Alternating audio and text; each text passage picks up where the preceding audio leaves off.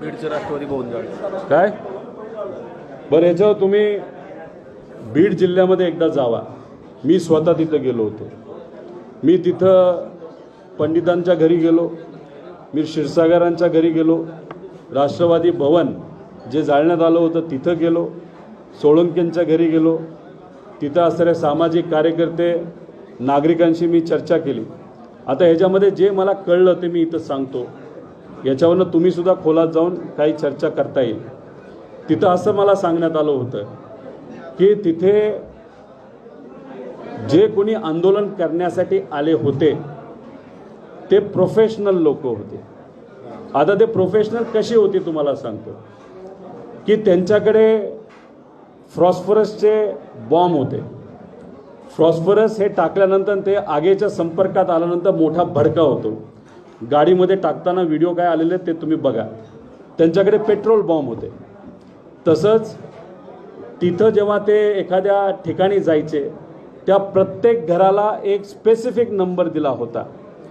ते फोनवर बोलत असताना असे बोलायचे, 70 नंबर घरी चाललो आहे, 22व्या टार्गेटवर आता पोचलेलो आहे आणि 25व्या टार्गेटला नंतर जायचं आहे. असं जे काही वक्तव्य असतं, भाषा असते, ती प्रोफेशनल लोकांची असते. त्याच्यामध्ये एका गाडीमध्ये एका विशिष्ट साईजचे दगड ठेवली होती. जेव्हा बॅग एक प्रकारची बॅग घातली होती, नाही तर त्यांच्याकडे कापडामध्ये दगडं जी ठेवली होती ती विशिष्ट साईजची दगडं एका गाडीमध्ये होती. ती त्यांच्याकडची दगडं जेव्हा संपायची ते गाडीकडे जायचे, ती दुसरी दगडं त्यांच्याकडे घ्यायचे आणि मग ते फोडायचे. मागच्या बाजूला सल्फर त्या फॉस्फरसचे जे बॉम्ब होते त्याचा ते वापर करत होते. 3 विभागामध्ये टीम होती. एक टीम आधी जायची, CCTVचे कॅमेरे एका दगडामध्ये, नेम इतका त्यांचा भारी होता, एका दगडामध्ये CCTV कॅमेरा फोडायचे. दुसरी टीम जायची की दुसरं कुणी लोक व्हिडिओ काढतायत का, काढत असतील तर मोबाईल हातामध्ये घ्यायचा, तो फेकून द्यायचा, नाही तर तोडायचा. आणि तिसरी टीम असायची दगड फेकण्यासाठी आणि तिथं फॉस्फरसचा आणि पेट्रोलचा बॉम्ब वापरून तिथं पेटवायचं. याच्यामध्ये काही घरांमध्ये ते जेव्हा जायचे तेव्हा बाहेरचे जे लोक होते, नागरिक होते, त्यांना थांबवायचे. आत वडीलधारी लोक आहेत, तुम्ही जाऊ नका.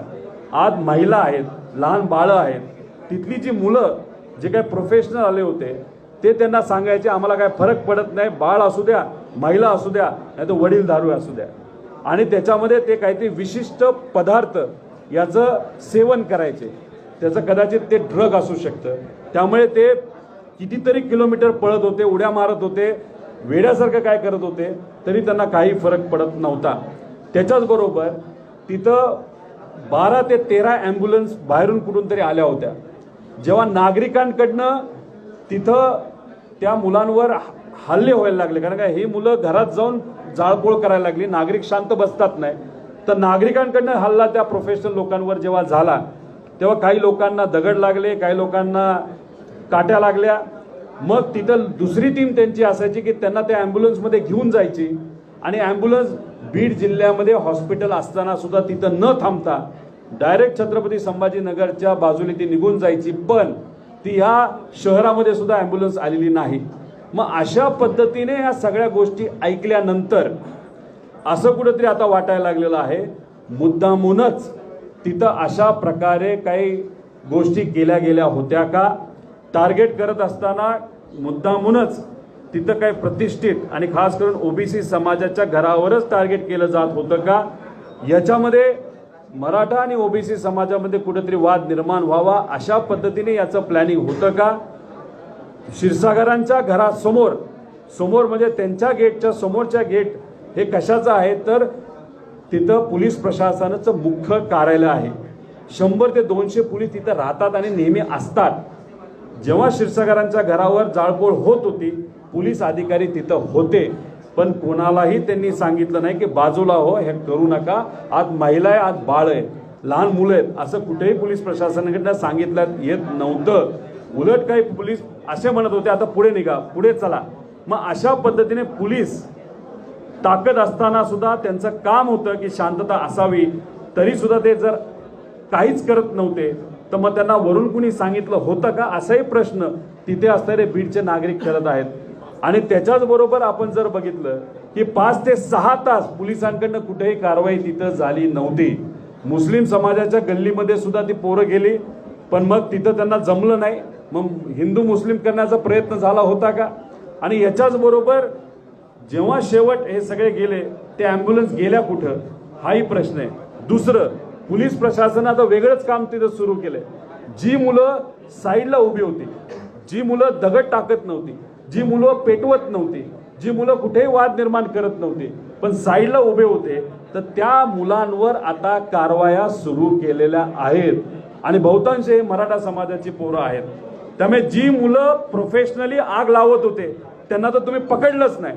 ते कुठं गेले, कोणामुळे आले होते हाही प्रश्न आहे. आणि जी मुलं बाजूला उभी होती त्यांच्यावर तुम्ही कारवाई करत असताल तर मग ह्याच्या मागे काय कारण आहे? आणि जर तुम्ही बघितलं की जेव्हा जरांगे पाटलांचं उपोषण चालू होतं ते शांततेत होतं, बीडची घटना घडली, तिथं ओबीसी समाजाच्या काही नेत्यांवर, घरांवर, हॉटेलवर तिथं कारवाई झाल्या आणि जसं उपोषण मागे घेतलं त्याच दिवशी नाही तर दुसऱ्या दिवशीपासून तिथं ओबीसीच्या बाबतीत काही मोठी मोठी वक्तव्य काही मोठ्या मोठ्या नेत्यांनी तिथं केली.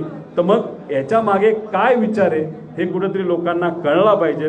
पण लोकांना हे समजलंय की या महाराष्ट्रामध्ये हिंदू मुस्लिम असं जर होत नसेल तर कदाचित जाती जातीमध्ये वाद निर्माण करण्याचा प्रयत्न जर केला तर कदाचित लोकसभेमध्ये काही ठराविक महाशक्तींना त्याचा फायदा होईल. म्हणून या गोष्टी केल्या जात आहेत का असाही प्रश्न काही सामान्य लोकांना आता पडायला लागलेला आहे.